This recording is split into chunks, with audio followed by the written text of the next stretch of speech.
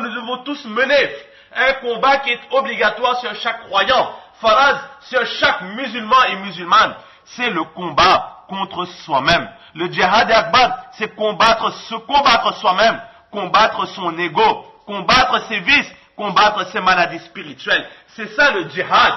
وَالَّذِينَ جَاهَدُوا فِينَا لَنَهْدِيَنَّهُمْ سُبُلَنَا. Dans le Coran, Allah subhanahu wa ta'ala dit, celui qui va combattre de notre chemin, nous allons lui montrer le chemin de la guider. Ici, en aucun cas, Allah subhanahu wa ta'ala ne veut dire celui qui va détruire le maximum de peuples, celui qui va détruire le plus de vies innocentes. À eux, je leur montrerai le chemin du paradis. À aucun moment Allah subhanahu wa ta'ala n'a voulu dire ça, et à aucun moment Allah subhanahu wa ta'ala ne dira ça, et à aucun moment le prophète sallallahu alayhi wa sallam ne l'a enseigné. Mais walladhina jahadu fina, ici, les personnes qui vont faire le djihad pour nous, les personnes qui vont faire ce combat, cette guerre sainte pour nous, ce sont ces personnes qui vont se détruire eux-mêmes, qui vont détruire leur ego, qui vont détruire leur passion, qui vont détruire leurs envies, qui vont détruire leurs tentations, qui vont détruire ce que leur nature leur enseigne pour aller uniquement vers ce qu'Allah subhanahu wa ta'ala il veut. Et Allah dit, lorsque vous aurez détruit vos passions, vous aurez détruit votre ego, alors la nahdiyannahum subulana, à ce moment, vous aurez réussi votre combat, et là nous allons vous montrer le chemin qui mène jusqu'à nous, le chemin qui mène jusqu'à la ma'rifat ilahif. Allah subhanahu wa ta'ala, il est pur. Allah subhanahu wa ta'ala, il détient en lui toutes les qualités, les meilleures des qualités, les qualités les plus pures. Comment est-ce que, pour arriver à Allah subhanahu wa ta'ala, Allah peut nous ordonner de salir nos mains, de souiller nos mains, de souiller nos actions, nos yeux et notre corps, de salir nos mains de sang de gens innocents, ou encore de salir notre langue de paroles futiles, ou encore de paroles vulgaires, profanes ou autres. Allah il est pur, la logique elle-même elle veut que celui qui veut aller vers l'être pur doit se purifier. Et personne ne pourra accepter que la purification de l'âme et la purification du corps va passer par la destruction d'autrui. Le djihad n'est pas là. Mais la purification de soi-même va passer par l'anéantissement de soi-même. Et lorsque nous aurons anéanti notre intérieur, c'est à ce moment-là que nous aurons terminé le djihad. C'est ce que le prophète sallallahu alayhi wa sallam il a dit, Rajana min al-jihad al-asghar ila al-jihad al-akbar. Ce que nous avons fait, nous n'avons fait que propager la religion d'Allah subhanahu wa ta'ala. Mais Allah, il ne dépend pas de nous pour que sa religion soit propagée. Que nous ne le faisons pas, Allah, il va donner la guidée à qui il veut. Mais maintenant, nous devons faire, nous, le combat qui est obligatoire sur nous. C'est-à-dire le djihad akbar, essayer de se purifier soi-même. Et justement, le prophète sallallahu alayhi wa sallam, dans notre hadith, il dit, celui qui va arriver à l'apogée, à la marifat d'Allah, il doit lui-même se combattre, combattre son ego, combattre ses pulsion, combattre sa shahwa, sa passion, et à ce moment-là, il aura gagné son combat.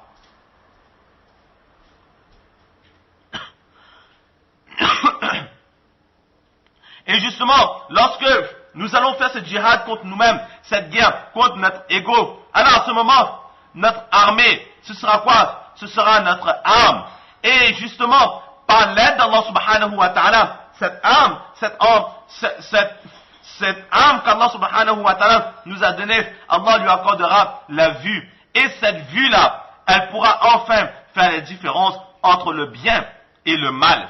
Et à ce moment, il va vraiment connaître qui sont ses vrais ennemis. Il va savoir que ses ennemis, ce ne sont pas ses voisins. Ses ennemis, ce ne sont pas les gens de sa famille. Ses ennemis, ce ne sont pas les gens qu'il côtoie ou qui vivent dans son pays. Mais ses ennemis, ce sont les vices que nous avons en nous. Nos ennemis, ce sont la jalousie. Nos ennemis, ce sont la rancune, la haine, l'avarice, la vantardise, etc., etc. Toutes ces l'ostentation ou autres, toutes les maladies, tous les vices que nous avons en nous, ce sont eux nos vrais ennemis. Aujourd'hui, les yeux de notre cœur sont toujours fermés. Nous voyons avec les yeux terrestres, étant donné que nous ne regardons pas notre cœur, nous voyons les défauts autour de nous et nous pensons que tout ce qui est mal autour de nous doit être anéanti et nous causons du tort et du mal à autrui. Alors que, avec l'aide d'Allah, si nous demandons à Allah d'ouvrir les yeux de notre cœur, à ce moment nous allons voir que les plus gros ennemis, les ennemis les plus dangereux sont en nous-mêmes. Alors, nous allons d'abord nous combattre nous-mêmes. Et lorsque nous aurons enlevé de nous toutes ces maladies, nous allons voir que paix et que tranquillité, quiétude autour de nous. C'est ce qu'ici le prophète sallallahu alayhi wa sallam, il nous a demandé.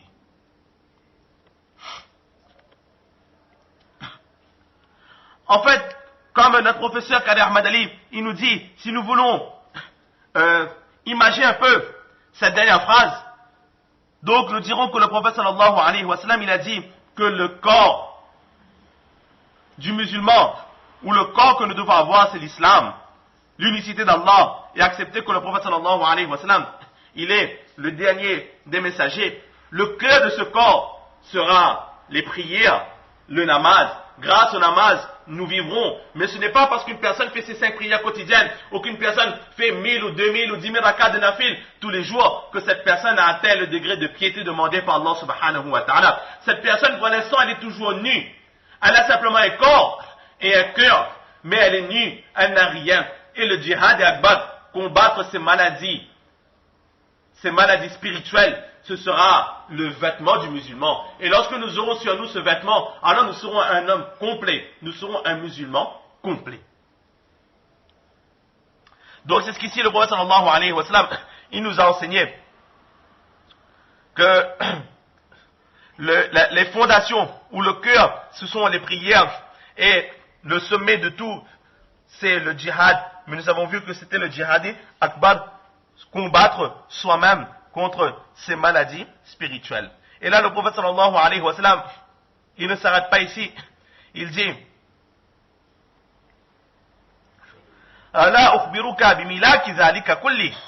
maintenant que tu connais ça, maintenant que tu sais cela, ne veux-tu donc pas que je t'enseigne la base de tout cela?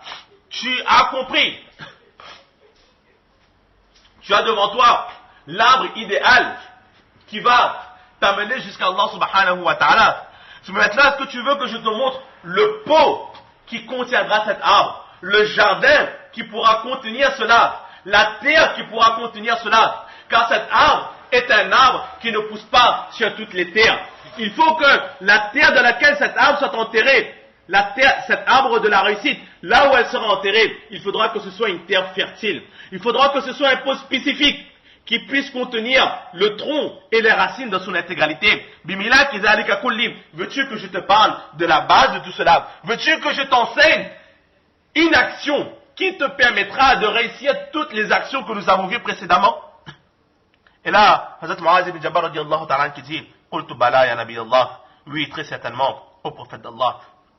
Et là, le prophète sallallahu alayhi wa sallam, il va prendre sa langue. Fa'akhadha bilisanihi. Fa'qal. Il prend sa langue entre ses mains. Il dit, garde-la pour toi, garde-la avec toi, protège-la. Et Hazrat Muaz qui dit, ô prophète d'Allah, serons-nous questionnés au sujet de ce que nous aurons fait avec notre langue? Ici nous voyons que le prophète sallallahu alayhi wa sallam, il va prendre sa langue entre ses mains, il va dire, garde cela avec toi, garde ça avec toi, ou garde-le avec toi. Nous voyons qu'ici, le prophète, il ne se contente pas simplement de parler, mais il ne se contentera pas du textuel, mais il va aussi mettre en pratique, amalan, avec ses actions, il va prendre sa langue de ses propres mains. Donc il va montrer avec sa main, et en plus il va encore emmener un déterminant, prends-le. Il va montrer au niveau des mots aussi, il va définir la langue, mais avec sa main aussi, il va montrer sa main pour mettre de l'emphase, que je parle bien de cette langue, c'est bien de cette langue que tu vois que je suis en train de parler. Là, il est en train justement de rabaisser ce rôle de langue, de dire que cette langue, qui n'est qu'un morceau de chair, sans os, entre deux mâchoires, certes apparemment c'est quelque chose qui n'a pas énormément de valeur, mais ce qui attend, ce qui est caché derrière cette langue est très très grave. Et justement, Hazrat Muaz ibn Jabbar radiallahu ta'ala, il est très étonné de cela. Il dit, ô prophète d'Allah, nous serons questionnés sur ce petit bout de chair-là.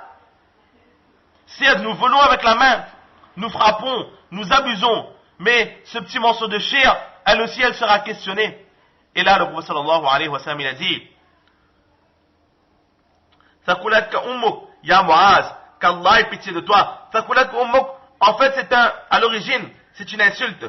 Que ta mère te perde, que tu meurs. Mais dans le jargon arabe, c'est pour montrer de la compassion ou de l'amour pour une personne qu'on emploie ce terme. Ici en français, on va traduire que par Allah ait pitié de toi, ô Muaz, car très certainement, les gens seront jetés tête première en enfer, ala wujuhihim, le visage devant, ou ala manakhirihim, c'est-à-dire au niveau là où se trouvent les cordes vocales et la gorge, le début de la gorge. Donc c'est deux synonymes. Un doute du narrateur. Le narrateur ne savait plus si le prophète sallallahu alayhi wa sallam il employait le mot visage ou le mot manakhir, qui désigne aussi donc le visage. Donc ici c'est un doute du narrateur, mais le prophète sallallahu alayhi wa sallam dit que les personnes seront jetées dans l'enfer tête première. Tout simplement par rapport à ce qu'ils auront récolté avec leur langue. Ils seront jetés en enfer suite à ce qu'ils auront récolté avec leur langue. Là, nous voyons donc que protéger sa langue, protéger ses paroles est quelque chose de très très important. Comme il est dit, Man kasura kalamuhu kasura saqatuhu wa man kasura saqatuhu kasura zunubuhu. La personne qui parle en abondance, cette personne fait énormément d'erreurs. Et la personne qui fait énormément d'erreurs, cette personne fait énormément de péchés. Au début, ce sont des paroles inutiles, mais à force de parler trop, nous faisons des erreurs dans nos paroles ou dans nos actions. Et à force de faire des erreurs, petit à petit, ces erreurs peuvent se changer en péché. Donc, trop parler nous amène à faire des péchés. Et il est inutile de mentionner tous les méfaits que peuvent apporter les dégâts de la langue, mais juste un mot. Hazrat Abu Bakr Siddiq radiallahu ta'ala, justement pour nous montrer les dangers de la langue, Hazrat Abu Bakr Siddiq radiallahu ta'ala, il a dit Laytani akhras illa an dhikrillah, si seulement j'étais un muet, sauf pour la pensée d'Allah subhanahu wa ta'ala. Si seulement Allah reprenait ma langue, Allah reprenait ma capacité de parler, mis à part les moments où je fais le zikr d'Allah, là il me redonne la voix que je fais le zikr d'Allah. Mais lorsque j'arrête le zikr d'Allah, si seulement Allah faisait de moi un muet, de façon à ce que je n'ai de compte à rendre de ce que ma langue aura semé. Donc nous voyons là vraiment la gravité des paroles que nous profanons. Et Hazrat Mu'adh ibn Jabal radiallahu ta'ala, il était donc stupéfait, étonné de cela. Et le prophète sallallahu alayhi wa sallam il dit Illa hasa'ida alsinatihim, de ce qu'aura récolté leur langue. Ici le prophète sallallahu alayhi wa sallam il a employé le mot récolte. Les récoltes sont réservées